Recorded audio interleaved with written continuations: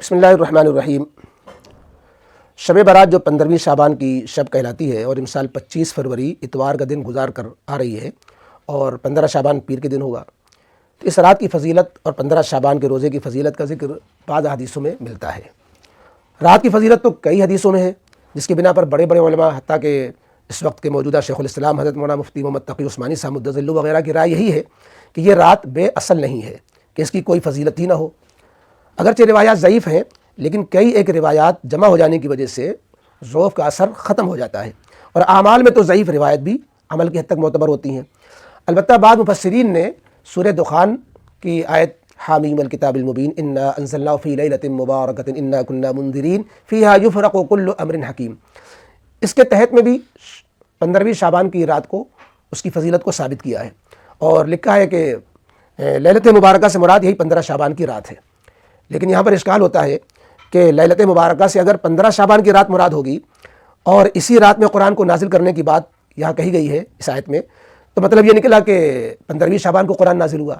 جبکہ سورہ قدر میں انا انزلناہ فی لیلۃ القدر میں رمضان المبارک کے نزول کی بات شب قدر سے متعلق کہی گئی ہے۔ تو ایک جگہ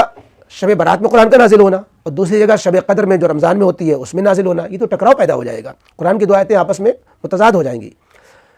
کہ قرآن شب برات میں نازل ہوا کہ شب قدر میں نازل ہوا، ایک جگہ یہ کہا جا رہا ہے، ایک جگہ یہ کہا جا رہا ہے۔ تو اس کا حل حضرت حکیم الامت حضرت مولانا اشرف علی تھانوی رحمۃ اللہ علیہ نے اپنی تفسیر بیان القرآن میں بڑا اچھا لکھا ہے۔ فرمایا کہ اگر سورہ دخان کی آیت کا تعلق شب برات کی 15ویں شعبان شب برات سے ہو، 15ویں شعبان کی رات سے ہو،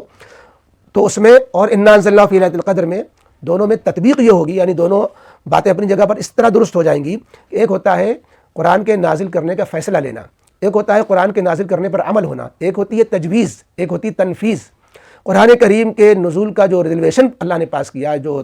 فیصلہ لیا، وہ شب برات میں لیا، اور جو عمل ہوا قرآن کریم کے نزول کا وہ شب قدر میں ہوا۔ تو یہ دونوں باتیں اپنی جگہ پر درست ہو جائیں گی کہ ایک رات میں جو ہے تجویز ہوئی اور شب قدر میں اس کی تنفیذ ہوئی۔ ہاں یہ ضرور ہے کہ شب برات شب قدر میں زمین و آسمان کا فرق، اس معنی کر کہ شب قدر جو رمضان المبارک میں آتی ہے اس کی فضیلت قطعی ہے، اس کا منکر کافر ہو جائے گا۔ انا انزلناہ فی لیلۃ القدر پوری صورت ہے، اس میں کوئی اختلاف نہیں، جبکہ یہ احتمال کے درجے میں ہے، لہذا شب برات کی جو فضیلت ہے قرآن سے وہ بھی ظنی ہے، اور جو احادیث ہیں وہ بھی قطعی نہیں بلکہ متواتر نہیں یا مشہور نہیں، وہ بھی ظنی ہے۔ اس بنا پر شب برات کی فضیلت ظنی ہے،